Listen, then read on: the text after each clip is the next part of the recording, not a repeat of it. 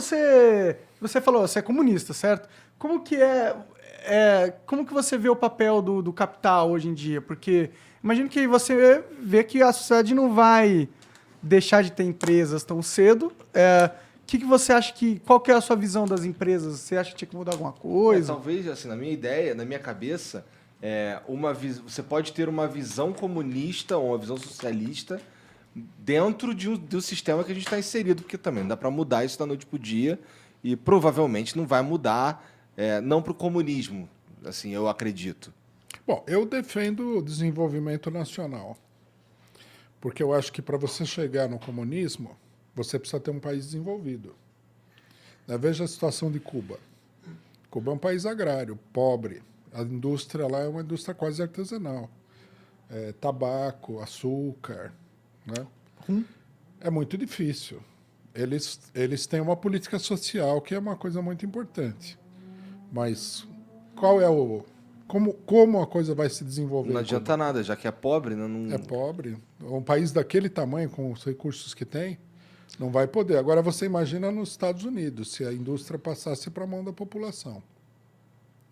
Então, no caso brasileiro, por exemplo, eu defendo o desenvolvimento do Brasil, mesmo no capitalismo.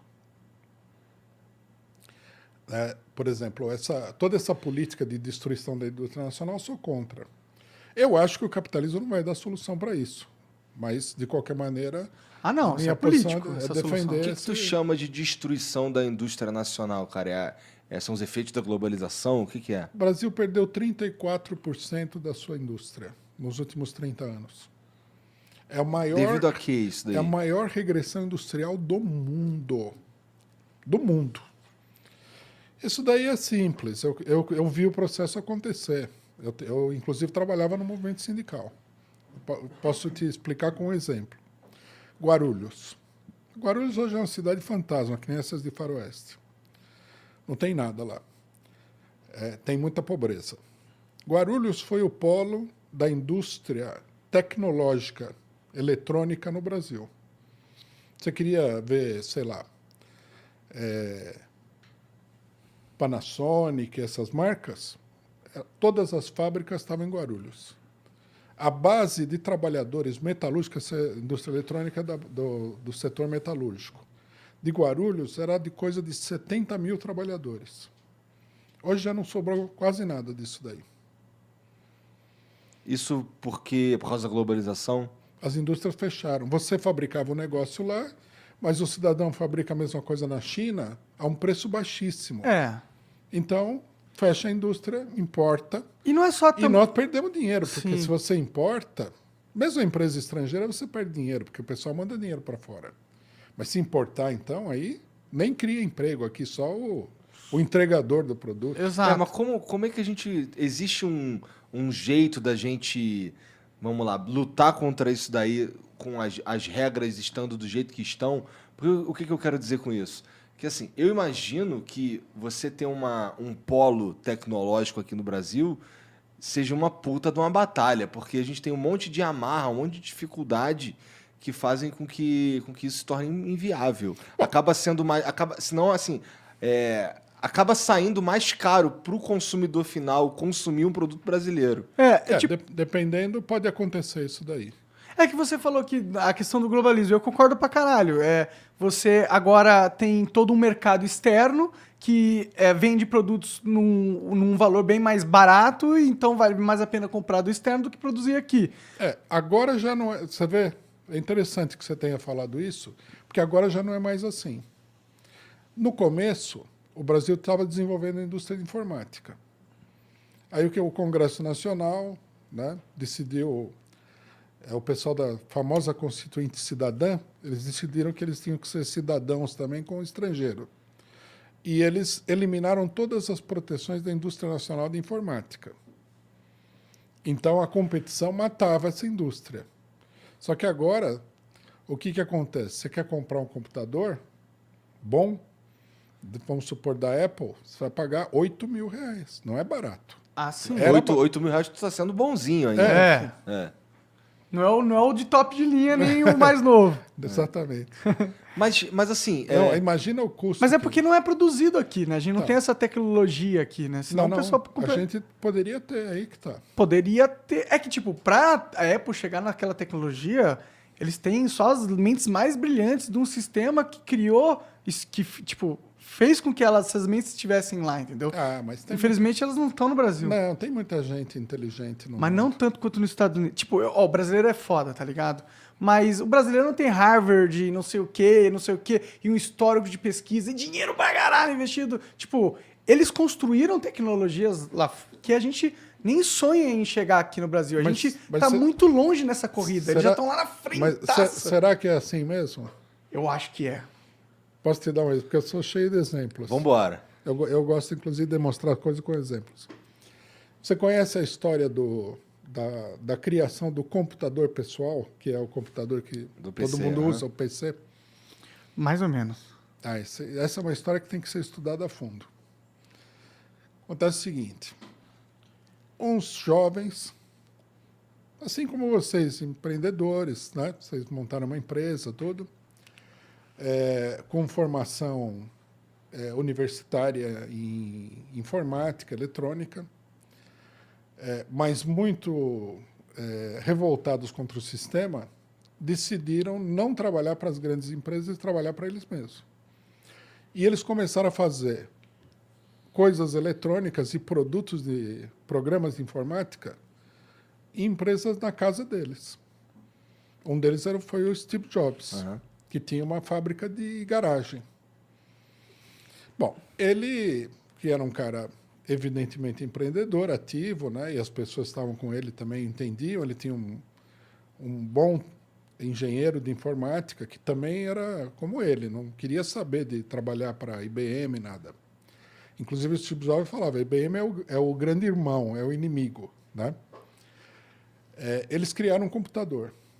Quando a notícia de que o cidadão estava vendendo coisa de 100 mil cópias desse computador, e era uma fabriqueta. A IBM fez uma reunião e falou, nós vamos perder esse mercado, esse é um mercado, surgiu, está aí, nós vamos perder. Aí eu falei, como é que nós vamos fazer? Nós temos que fazer um computador nosso. IBM, a maior empresa de computadores do mundo. Aí eu assisti um documentário, o cara falou, mas como era possível isso? Na IBM, para desenvolver um projeto, demora 6 anos. Aí ele falou, eu mesmo cheguei lá e falei, ó, você me dê carta branca aqui, em 2 anos eu lanço um computador da IBM. E ele falou que ele conta o processo que ele fez de uma maneira muito improvisada e muito louca. Ele foi na oficina, pegou peças, chamou o técnico, falou, faz isso, junta aquilo e tal. Bom, montaram o computador. Aí ele falou, e o programa do computador? Que nós não temos programa. Aí ele falou, precisamos procurar alguém que conheça. Tinha que ser desse pessoal maluco que estava lá. Encontraram o Bill Gates, que não por acaso já era uma pessoa que estava mais ligada à empresa. Aí o Bill Gates falou, eu sei quem tem esse programa. Aí eles foram numa casa, né? Na casa tinha uma bandeira pirata. Aí eles entraram e ofereceram para o cara $50 mil pelo programa, que na época era uma grana muito alta. Aí o cara pensou desconfiado, né? IBM, aquele negócio meio paranoico, né? Falou, não. Na hora que ele viu o contrato, falou, não assino. Aí o Bill Gates, aí a IBM falou, e agora? O cara tem o programa, não quer vender por $50 mil, como é que nós vamos fazer? Aí o Bill Gates falou, eu conheço um outro cara que tem um programa parecido com esse. Aí o Bill Gates foi nesse cara e deu para o cara $10 mil pelo programa. E ele pegou e copiou o programa do outro para acabar o programa do outro cara que tinha meio programa. E aí ele chegou na IBM e falou, eu não quero nada pelo programa. O que eu quero é que vocês coloquem o programa nos computadores e cada computador vendido vocês me paguem tanto. Foi aí que ele ficou multimilionário. Ele deu um balão na IBM. Agora, veja bem, a maior realização técnica ou científica dos últimos anos, das últimas décadas, nasceu numa empresa de fundo de quintal e numa outra empresa onde o cara tinha uma bandeira pirata. A IBM não conseguiu fazer isso aí. Sim. Depois, o Steve Jobs ele mesmo falou que ele pirateava pesquisas das grandes empresas que eles não conseguiam aproveitar. Quer dizer, não são as grandes empresas que inovam, são as pequenas empresas. A gente vê isso no mercado de jogos, inclusive. Né? Ah, sim, com certeza. Não, eu acredito pra caralho nisso. Mas isso não é uma novidade, né? Eu li textos de economia marxista onde o pessoal fala inovação é pequena empresa. Sim. A grande não inova. Por exemplo, vocês são meio que pioneiros nesse negócio de podcast. Sim. Vocês, de onde vocês saíram? Vocês eram 2 pessoas aí. Sim. A gente começou literalmente num quarto na minha casa. Por que a Globo não fez isso daí? É verdade, né? É porque É porque, o bom... foco deles não era esse, né? É. Então, mas o foco deles nunca é esse daí. O foco deles é ganhar dinheiro, É usar a fórmula que já existe. é usar a forma que existe. Se vocês, por exemplo, com esse podcast, fosse um produto que eles quisessem, eles apareceriam aqui com uma grana e falavam, vamos comprar o podcast de vocês. E a gente ia falar não. Não. Não fizeram isso aí com um monte de gente. Assim, é que a gente ia falar não porque, tipo, ó, você tá vendo que eu não Porque sou... a gente tem um objetivo então, aqui, na verdade. Que não é Ganhar dinheiro. ficar rico. O Steve Jobs também. A IBM também se propôs a comprar todo o negócio dele. Ele não quis. E tá certo isso aí. Ele queria fazer o negócio dele. Sim. Quer dizer, então não é assim. Não é o cidadão que tem muito dinheiro e tal. É o indivíduo, por curiosidade, é a iniciativa individual. As grandes companhias são burocráticas. E a estrutura burocrática é uma coisa meio morta. Não tem criatividade. Total. Não inova. Sim. Não tem... É o que você falou, o foco deles, a percepção, a sensibilidade, não está nas coisas novas que podem dar e não está também em correr riscos. Por exemplo, eu imagino, não conheço a história de vocês, mas eu imagino assim, vocês começaram a fazer o negócio numa certa medida porque vocês gostavam de fazer. Sim. Sim. A gente Né? acreditava muito na ideia. Depois começaram a ganhar dinheiro e tal. 2 anos Depois depois. de muito tempo. O começo é sempre uma coisa que você fala, eu vou fazer Dolorosa. porque eu acho que isso é interessante. Sim. Esse espírito é que é o espírito criador dentro do capitalismo. Sim, com certeza. Bom, a gente Mas eu tava acho que isso nem é algo... Desculpa, Igor, continue. Não, eu ia, na verdade, voltar um pouco aqui. Melhor você falar. Não, eu só ia falar que isso não é algo intrínseco do capitalismo, na minha opinião. Isso é uma ingenuidade... Ingenuidade não, hein? Engenhosidade. Engenhosidade humana que é algo que é importante que evoluiu dentro da gente, porque se a gente não tivesse evoluído, a gente não tinha sobrevivido. Então, saber se adaptar e bolar novas ideias, acho que é algo... Tipo, o capitalismo ele é uma boa ferramenta Mas isso surge pra geralmente... captar disso. Isso surge geralmente de quem tá fudido, né? Quem tá fudido que tem que dar seus pulos. Claro, Não, pra mas quem é tá assim fudido. mesmo. Exato, A exato. pessoa que tem poucos recursos, ela tem mais imaginação. Todo povo pobre, não tem esse negócio que o pessoal fala, não sei também, quando eu era criança tinha muito isso. O pessoal fala assim, alemão é bobo, americano é bobo. É uma coisa natural, porque o povo pobre, ele é obrigado a se virar. É.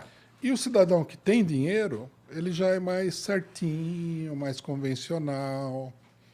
Aí você fala, vamos fazer isso. Ah, mas isso aí é problema. Vamos fazer aquilo, não, aquilo lá não...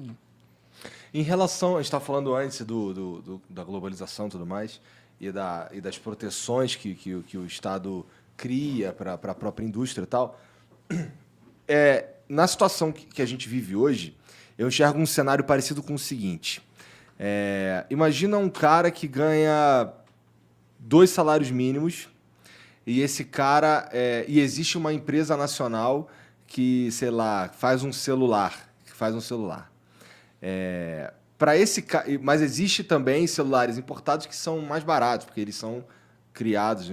Ou de melhor qualidade. E tudo. vamos supor. Vamos ficar no mais barato. Eles são da mesma qualidade, só que mais baratos. Eles chegam aqui no Brasil mais baratos. Para esse cara que ganha 2 salários mínimos, é mais interessante ele comprar o celular que é mais barato, né? Por exemplo, quando a gente começou o Flow, a gente precisava desses microfones aqui. Para nós era mais barato ir ali no Paraguai e comprar esse microfone aqui, sabe? O que eu quero dizer com isso é que o cara que compra o troço no fim das contas, para ele seria um problema se a gente tivesse barreiras para a entrada de produtos, especialmente produtos que não... Aqui eu usei o exemplo do celular que alguém fabricaria no Brasil, mas existem produtos que não existem no Brasil. E existem barreiras para a entrada desses produtos também. Eu não consigo ver com bons olhos essas proteções que a gente poderia fazer para as indústrias nacionais com o jogo do jeito que está posto hoje. Eu acho que muita coisa precisa mudar para, de fato, esse produto que for feito no Brasil se tornar competitivo para o consumidor final. Porque, assim, o consumidor final ele vai ficar puto, porque o que ele quer, na verdade, é o mesmo produto pelo preço mais baixo possível. E se o preço mais baixo possível for do importado, eu acho que ele não liga muito. Né? Então, aí não vai ligar, não. Então, é uma face da Ninguém ligaria. Eu, fase... por exemplo, compraria o mais barato. É uma face da globalização que, para o consumidor final, é, sei lá, positivo. Né? Como é que a gente... Existe um jeito da gente melhorar esse cenário, na tua opinião? Curiosamente, esse debate apareceu na Jovem Pan também. Ontem um cara lá que é economista... O Samidana. O Samidana, ele usou esse argumento. Aqui nós temos dois problemas. Esse é um caso. Existe esse caso. O produto importado é melhor, é mais barato e, portanto, seria um recurso adicional. Mas existe o caso oposto. Né? Existe o caso, como eu falei, do Gurgel, em que a empresa é destruída, mas ele que tinha o produto mais barato. Mas ela é destruída por interesses políticos. Pela política, né? Mas esse é o caso raramente. Política fiscal, política protecionista, alguma política do Estado. Então, quer dizer, há os dois casos. Primeiro, a gente tem que considerar isso. Tá bom. Segundo, existe o ganho a curto prazo e existe o ganho a longo prazo. Por exemplo, para cada produto estrangeiro fabricado aqui ou importado que o brasileiro consome, ele tem que ter consciência de que uma parcela importante do dinheiro que ele está pagando não vai ficar no Brasil. Vai para fora. Então, quer dizer, ele está alimentando, no longo prazo, o empobrecimento do seu próprio país. O consumidor não vai nunca... Ele não vai nem prestar atenção nisso. Não vai nem prestar atenção. Mas o Estado, ele teria que saber. Ele tem que saber falar, bom, tem essa preocupação, mas tem essa outra preocupação. Vamos encontrar aqui um equilíbrio. Por exemplo, nenhum país que não tenha uma determinada tecnologia vai se furtar de importar, de chamar uma empresa estrangeira para trabalhar lá. Nem a União Soviética, nos primeiros anos, era assim. Né? Eles sabiam que eles precisavam da tecnologia dos outros. Precisavam, às vezes, até do capital, nem tanto da tecnologia. Eles chamaram empresas estrangeiras. Eles detinham o controle da produção no total, né, da economia, mas eles abriam espaço para empresas capitalistas. É uma coisa normal. Agora, você tem que ter uma política que permita que o país seja independente nesse sentido. Eu concordo, gostaria muito. Mas será que eu não vejo isso acontecendo. Não, você tem que ter uma política de proteção e defesa da indústria Será que não é o contrário? Será que, será que se o produto brasileiro fosse pica pra caralho... Mas também não pode ser caro pra caralho. Não, pica pra caralho e custo-benefício foda também. A gente não ia precisar de ter proteção nenhuma, correto? Não, mas a gente tem que ter em consideração que o Estado brasileiro, de um modo geral, funciona para os grandes interesses econômicos.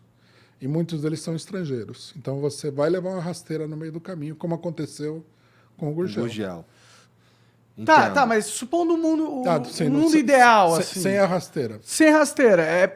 Tipo, se a gente consegue produzir, se a gente está competindo de igual para igual com o mercado global, para que a gente vai colocar barreiras de produtos? A gente quer mesmo que entre aí, foda-se, porque a gente sabe que a gente tem um produto melhor e a gente quer que, pelo fato da gente estar deixando o seu produto entrar aqui, eu quero que você deixe o nosso entrar aí, porque eu confio que o nosso produto é foda e eu quero vender para você porque eu quero ganhar dinheiro com você, entendeu? Esse não é o melhor dos cenários, onde nossa indústria se desenvolve ao ponto de vender competir globalmente, entendeu? Em vez de proteger pra caralho, focar no oposto. Focar em desenvolver pra caralho. Você precisa ter consciência de que isso daí nunca aconteceu assim, né?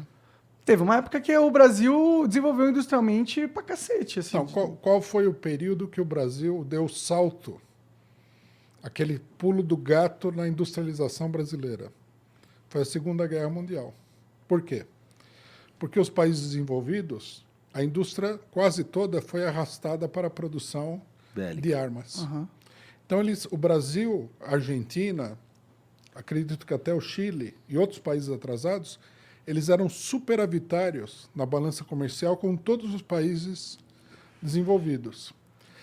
E foi daí que surgiu a ideia da substituição de importações, que é um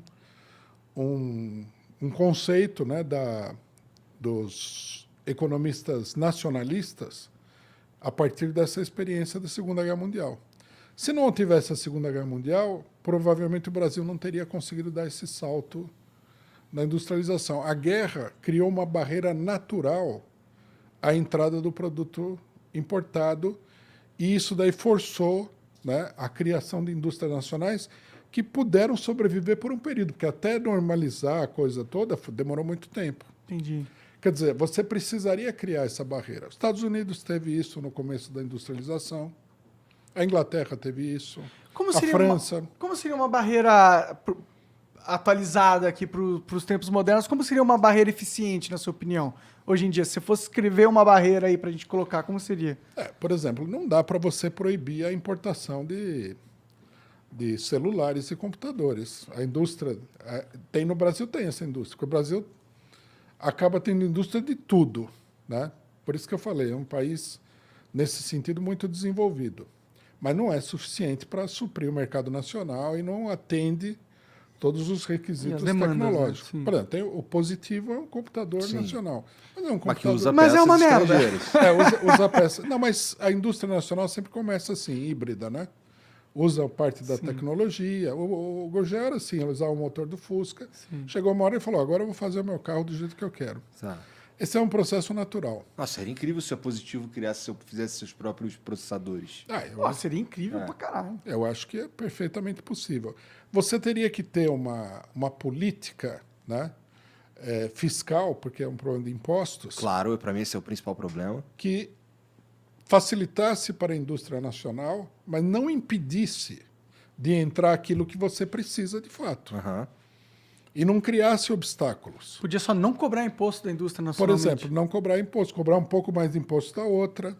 Então, num primeiro momento, os outros continuam dominando. Mas, aos poucos, você vai criando uma indústria nacional. O problema é que, quando você fala em protecionismo, como você colocou aqui, é colocado de uma maneira muito rígida. Então, nós vamos impedir esse de entrar e não há necessidade de ser rígido. Por exemplo, Getúlio Vargas... A gente hoje impede de entrar, entre aspas, com impostos insanos. Né?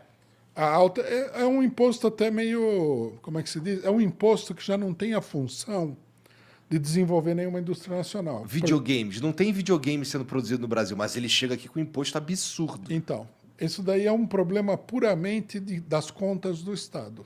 Quer dizer, faz sentido. É muito negativo essa política.